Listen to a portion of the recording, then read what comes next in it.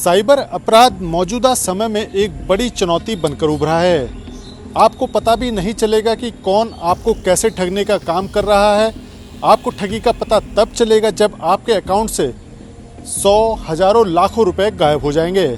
ऐसा ही एक मामले का खुलासा किया है देहरादून एसटीएफ ने। वर्तमान समय में टेक्नोलॉजी जितनी तेजी से बढ़ रही है, साइबर अपराधी भी उतनी ही तेजी से अपने तरीके बदल रहे हैं।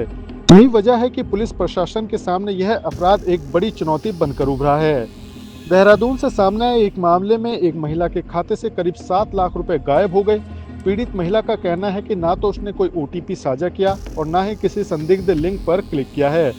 बावजूद इसके रकम उसके खाते से निकल गई। अब सवाल यह उठ रहा है कि आखिर इस फ्रॉड को अंजाम कैसे दिया गया। सर, मेरे साथ ये स्कैम चालू हुआ है 27 तारीख को, जिसमें मेरे पास 2 लाख का ओटीपी आया है।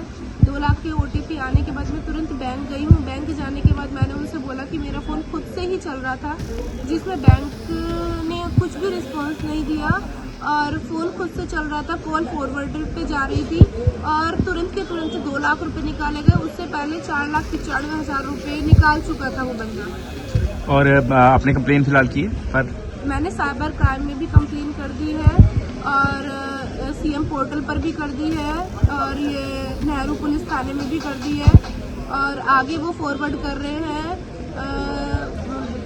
बाईपास चौकी के लिए।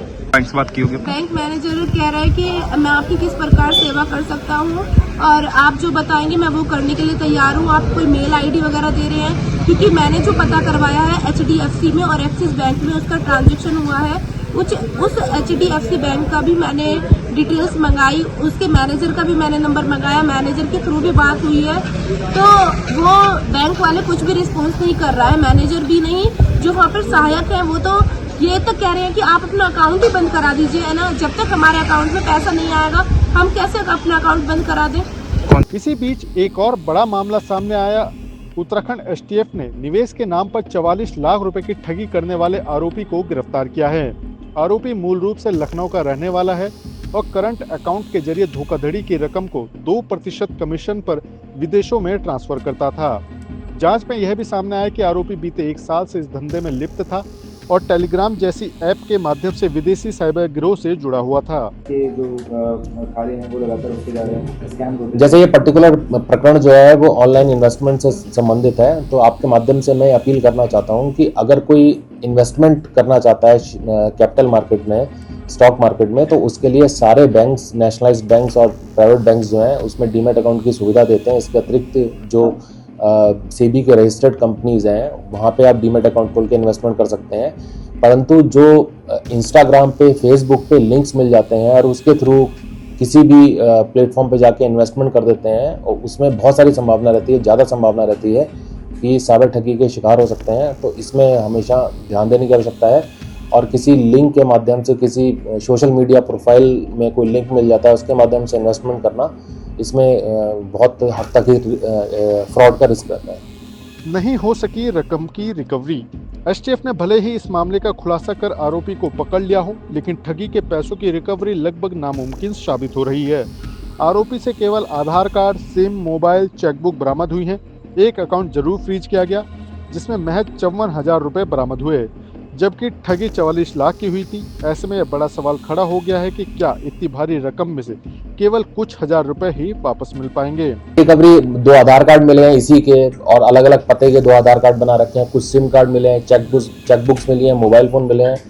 इसका अकाउंट ऑलरेडी फ्रीज है। एक अकाउंट में 52,000 रुपए हैं जो फ्रीज हो रखे हैं और बाकी इसके 2 करंट अकाउंट और बाकी अकाउंट जो हैं 2 करंट अकाउंट तो मिल गए, बाकी अकाउंट्स के हम बैंक से डिटेल ले रहे हैं। ये लगभग 1 साल से कर रहा था और इसने ये बताया कि ये टेलीग्राम के माध्यम से इसने इसको सीखा और इसके साथ का एक दूसरा अपराधी, जैसे मैंने बताया, उसने इसको इसकी ट्रेनिंग दी और इसने ये करना शुरू किया। दोनों मामलों से साफ है कि सबसे बड़ी चुनौती पैसों की रिकवरी है।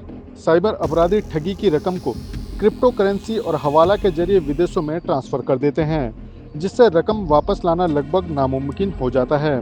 फिलहाल साइबर पुलिस के पास ऐसी कोई तकनीक मौजूद नहीं है जिससे विदेश भेजे गए पैसों को रिकवर किया जा सके। के नाम पर ये अजय त्रिपाठी आप लोगों ने पकड़ा है, क्या करता था ये?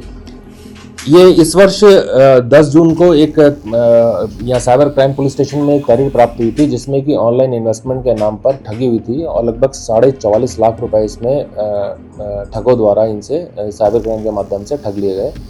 और इसी संबंध में इन्वेस्टिगेशन में ये अरेस्टिंग हुई है और ये जो इसमें अभियुक्त अरेस्ट हुआ है ये बेसिकली लखनऊ का रहने वाला है और अभी ये इंदिरापुरम गाजियाबाद में रह रहा है, अजय कुमार त्रिपाठी।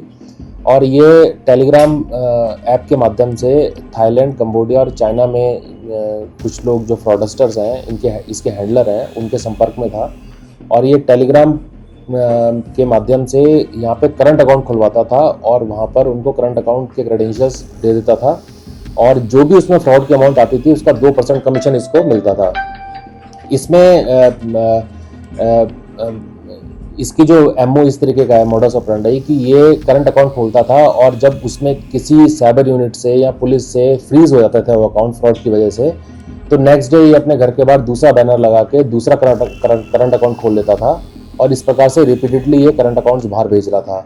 ये ऑलरेडी हैदराबाद और कौशाम्बी से भी वांटेड है, ये अरेस्ट हो गया है, वहाँ पे सूचना दे रहे हैं तो वहाँ पे वो प्रोडक्शन वारंट बी पे इसको रिमांड कर लेंगे।